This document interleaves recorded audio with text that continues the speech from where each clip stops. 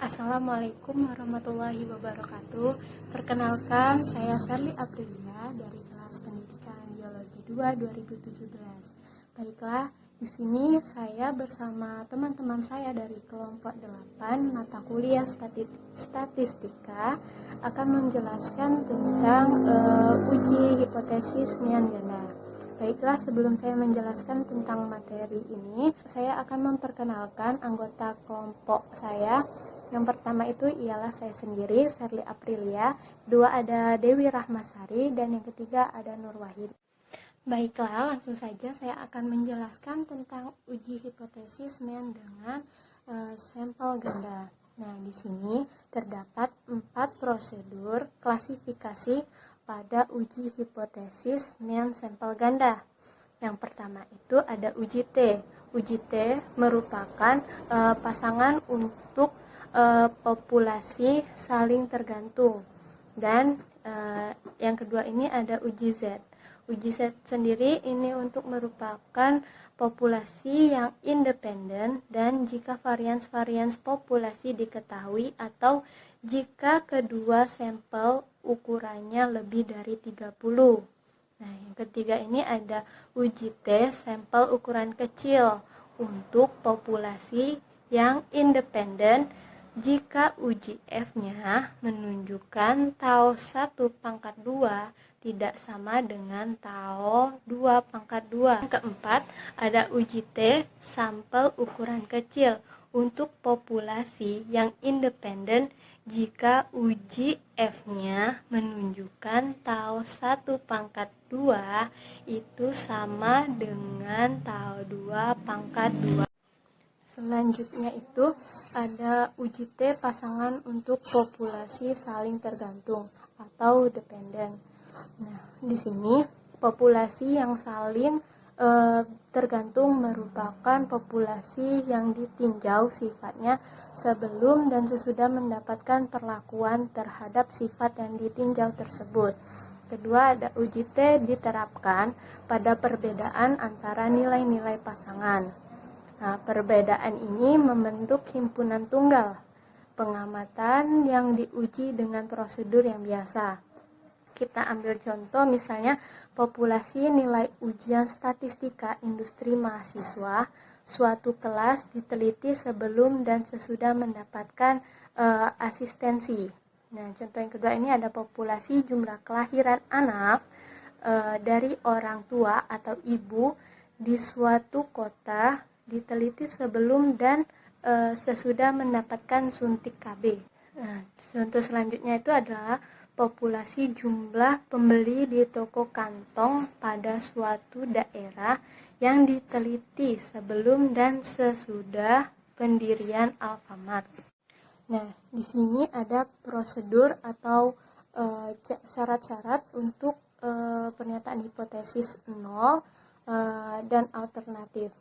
Di sini yang pertama pernyataan hipotesis 0 dan alternatif. HO banding mu D sama dengan 0. Nah, H1 banding mu D tidak sama dengan 0, artinya uji dua ujung. Sedangkan jika mu D-nya itu lebih besar dari 0, maka uji satu ujung. Selain yang kedua ini pemilihan tingkat kepentingan alfa. Yang ketiga, penentuan distribusi pengujian yang digunakan atau disebut distribusi T. Nah, selanjutnya pendefinisian daerah-daerah penolakan atau kritis. Nah,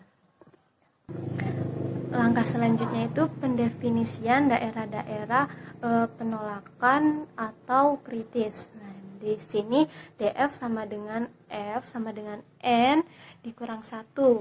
Nah, di sini N itu merupakan banyaknya pasangan data. Nah,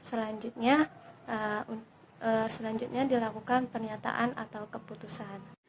Langkah selanjutnya ada perhitungan rasio uji RU. Nah, di sini ada rumus RUT sama dengan TT sama dengan D rata-rata dikurang mu D per SDI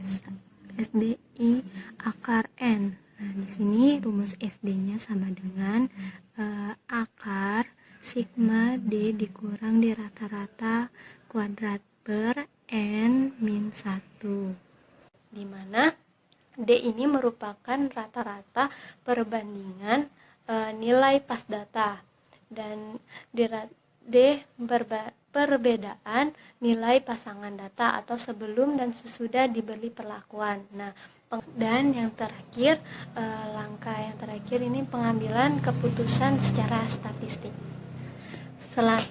Mari kita lanjut dengan contoh soal. Baiklah, di sini saya akan memberikan satu contoh. Nah, di sini ada suatu perusahaan sedang mempertimbangkan penggunaan perangkat lunak CAD komputer atau Computer Aided Design versi baru. Nah, untuk mengevaluasi penggunaan perangkat lunak CAD versi terbaru itu, 7 karyawan dilatih sampai akhir. Selanjutnya, waktu yang dibutuhkan untuk menggunakan perangkat lunak CAD versi baru dan versi lama dicatat. Hasil pencatatan itu dinyatakan oleh tabel di berikut ini. Nah, nih. Di sini ada Amir, Budi, Coki, Rizky, Diana, Eka, dan Vivi. Di sini ada data-datanya sebelum dan sesudah perlakuannya. Ini ada waktunya. Bisa dilihat. Oke, sekarang cara penyelesaiannya akan saya bahas. Baiklah teman-teman, untuk menjawab soal tadi kita tulis tabel seperti ini dulu. Kemudian diketahui nilai N-nya itu sama dengan 7. N itu jumlah, ini jumlahnya ada 7. Nah, selanjutnya untuk perbedaan ini kita menggunakan simbol D.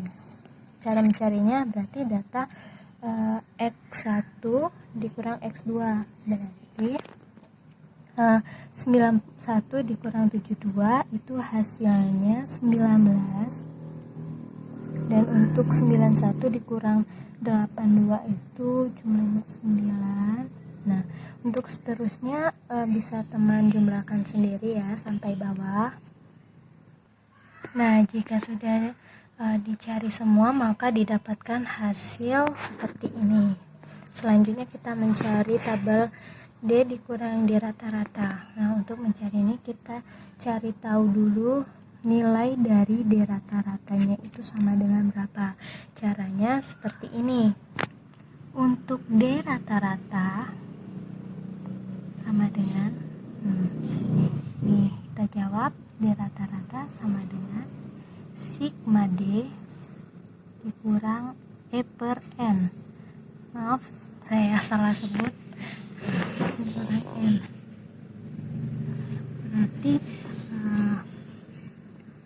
kita jumlahin dulu sigma D tadi, kita jumlahin seluruhnya, maka itu didapat hasil sigma D sama dengan 55. Sekarang kita tinggal tulis di sini saja 55 per nilai N-nya tadi 7, maka didapat hasil 7,86. Untuk mencari tabel berikutnya itu menggunakan rumus D dikurang D rata-rata. Oke, sudah kan tadi di rata-rata udah diketahui jumlahnya. Hasilnya itu 7,86. Berarti tinggal di sini nilai D ini 19 dikurang nilai ini tadi 7,86. Nih, berarti 19 dikurang 7,86 itu hasilnya 11,14.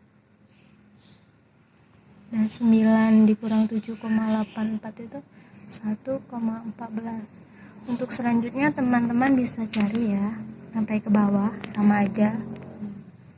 Nah, jika sudah didapat maka inilah hasilnya. Nah, cara selanjutnya mencari tabel D dikurang D rata-rata kuadrat. Ini sangat mudah, jadi hasil yang ini tadi kita tinggal kuadratkan saja. Maka 11,14 kuadrat ini hasilnya 124,16. Untuk 1,14 kuadrat ini hasilnya 1,31. dan seterusnya kita tinggal kuadratkan saja hasil yang dikurang di rata-rata ini. Oke, udah didapat semua hasilnya. Sekarang kita tinggal jumlahkan saja untuk mencari sigma dari D dikurang di rata-rata kuadrat ini. Jadi ini jumlahkan ke bawah, maka didapat hasil 116,86. Selanjutnya itu kita akan mencari nilai SD. Nah, SD ini rumusnya akar dari sigma D dikurang di rata-rata kuadrat per N dikurang 1 sama dengan tadi hasilnya udah didapat ya, hasil dari sigma. Oh ya, hasilnya berarti 16,86 per N nya sama dengan 7 dikurang 1. Berarti kita hasilnya dapat 1116,6 dikurang per 6, maka didapat hasil 13,64.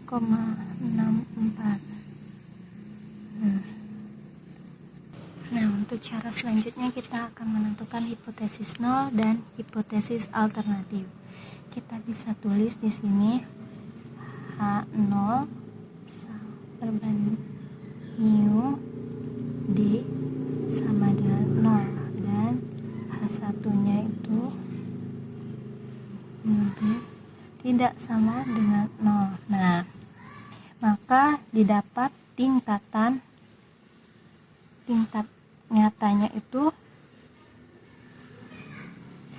dengan alfa sama dengan 0,05.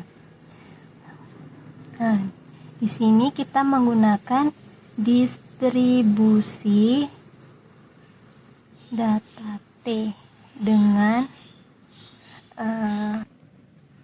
DK itu atau derajat kebebasan.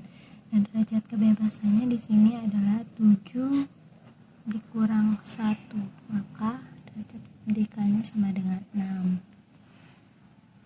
Selanjutnya untuk daerah penolakan atau daerah kritis ini kita menggunakan uji dua ujung.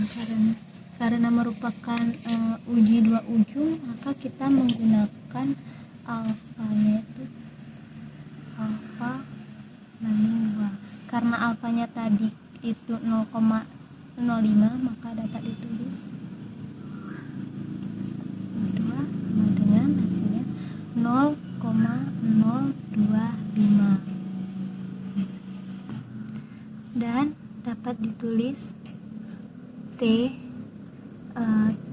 sama dengan 0,025, ini DK nya derajat kebebasannya 6 dapat. Maka untuk mendapatkan T 0,025,6 ini kita menggunakan data tabel distribusi data F yang alfanya 0,025. Nah, teman-teman, di sini saya sudah ada tabel distribusi F-nya. Kita tinggal cari data distribusi F dengan alfa 0,025. Oke, kita cari. Nah, kita udah ketemu 0,025. Bagaimana cara kita mencarinya? Baiklah, di sini T-nya sama dengan 0,025,6. Berarti DK1-nya ini sama dengan 6 dan DK2 sama dengan 25. Kita lihat di tabel distribusinya ya. Kita cari DK1 tadi sama dengan 6. Nih, 6 kita cari. Dan kita cari DK2-nya sama dengan 25 di sini, 25. kita cari yang sejajar, maka dapat hasil nih 2,969. Maka langsung saja kita tulis di sini 2,969. Selanjutnya aturan keputusan. Nah, aturan keputusan ini dapat ditentukan dengan ini tolak HO. Nah, jika ULT-nya ini kurang dari 2,969 atau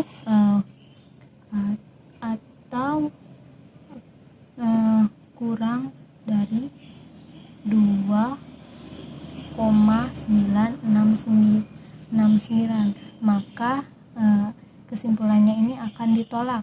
Tetapi sebaliknya, jika ini kurang dari 2,96 atau lebih dari min 2,969 ini, maka harus diterima. HO harus diterima.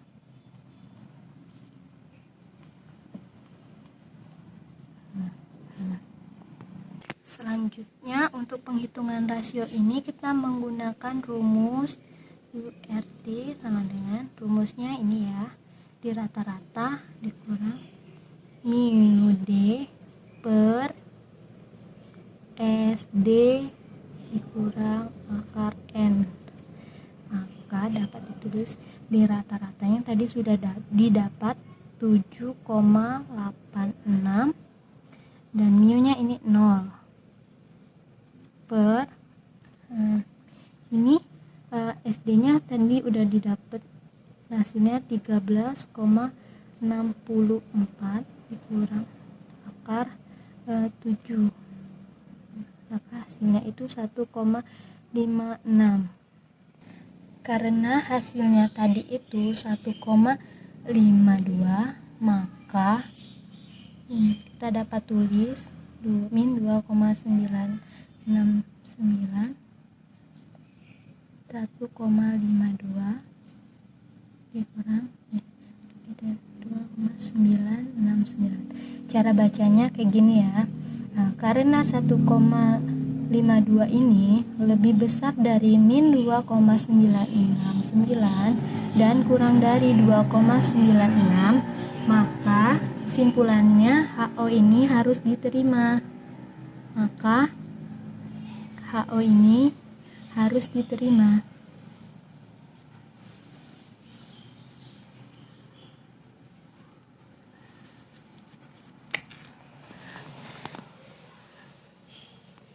Sekian penjelasan dari saya.